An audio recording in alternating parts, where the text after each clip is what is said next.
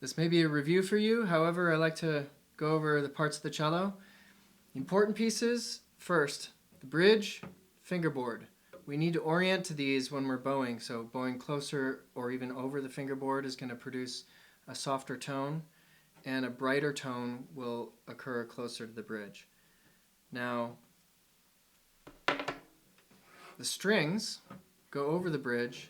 There's a lot of tension on the top of this. There's actually, I can't remember now, but I want to say it's over 100 pounds of tension.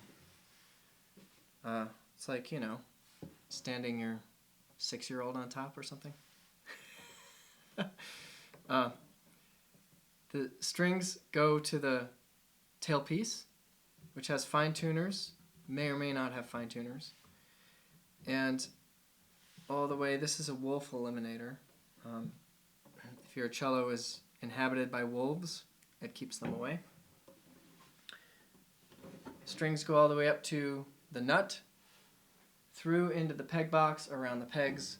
I have geared pegs, which is really convenient. If you don't have geared pegs, we're going to want to practice tuning so that you're comfortable and you're not terrified that you're going to break a string into your eye.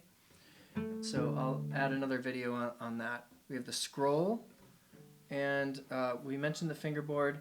That is attached to the neck, so the neck of the cello goes down. I believe these are actually shoulders, but the body of the instrument is the beautiful wood box that we're trying to pull resonant, wonderful frequencies out of. That has C-bouts and corners. So these are the corners. And I don't think I'm forgetting anything. Well, of course, we have the end pin. Okay. Good rule of thumb is like a hand's width plus a hand's width. So spread hand's width plus a fist is a good kind of starting place for your end pin length. This is the tail piece, so this is called the tail gut because it used to be made of gut, just like our strings. This is the pickup. You may or may not have one of these. This one is attached under the bridge, or just sitting under the bridge with the string pressure. Some of them attached to the bridge or with some putty onto the body of the instrument. So there's options there. And that pickup has a jack with a 1/4-inch cable coming out. So if you're amplified, that's of relevance. The F-holes are there to allow the sound out, the vibrations, and part of the physics of how this works is we produce a vibration with the string.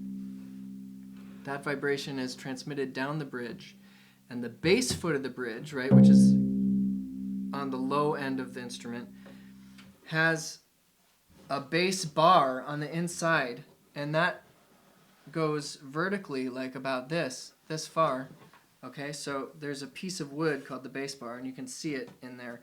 And that transmits the vibrations vertically along the top of the instrument. And the tops of these instruments are designed to rock this way, so all those bass frequencies are also getting transmitted over to the other side of the top. That then gets pushed to the back of the instrument with the sound post. The sound post should not be adjusted or touched by anyone other than a trained professional. If you need an adjustment, then you need to take your cello in for a sound post adjustment. Or if the bridge gets off, we can walk you through a tutorial on how to correct that. However, initially you might want to bring it in if you are renting it from a shop to have a professional adjust that. That's the cello. Oh yeah, one more thing. Cool design about these instruments is my favorite luthier, Gary Davis, he made my 5-string cello. He shared with me that if you take a cross-section of the back of an instrument, so that, if you're looking at this shape, it's analogous to an English longbow. So what is that? Well, it's like a really efficient spring, isn't it? So I was saying how the front is designed to rock the vibrations back and forth. Those get pushed through the sound post to the back, and the back is a spring. And it pushes all the sound out the F-holes into the room or the concert hall, right? So that's the design of these instruments. That's why they're so loud, and they could actually fill a concert hall. That can be an issue for us if we're playing with guitarists. It can be too much. So it's interesting to maybe try a mute in that situation, or just learn to play with some finesse and stay on the quiet side of things. So maybe you learned something about the physics of a cello today. When it comes to the bow, we have a couple of important pieces. We have the tip on that end, the frog or the heel, sometimes it's called in the UK, on this end. The stick is everything between. The pin or the screw tightens the hair, righty-tighty, lefty-loosey. And we have the grip here, which helps us hold the bow securely. Now, when it comes to tightening the bow, remember to loosen it so you can see that the hair is loose every time you put the cello down, and you're not going to be playing for a little while. Especially with a Pernambuco bow. Any kind of wood bow, you want to make sure you loosen it every time. You can get away with forgetting if it's a carbon fiber. I probably shouldn't even tell you that, right? It's not going to damage the bow. This thing is like indestructible, right? But it's a really, really important habit to be in. Now, when you do tighten it, you want to get the hair so you're seeing it tight, and there's a nice, decent gap between the hair and the stick. And when you put that on the string, you're able to push it down, but it springs back up. So you're able to push the stick down to the string or the hair, and it springs back up.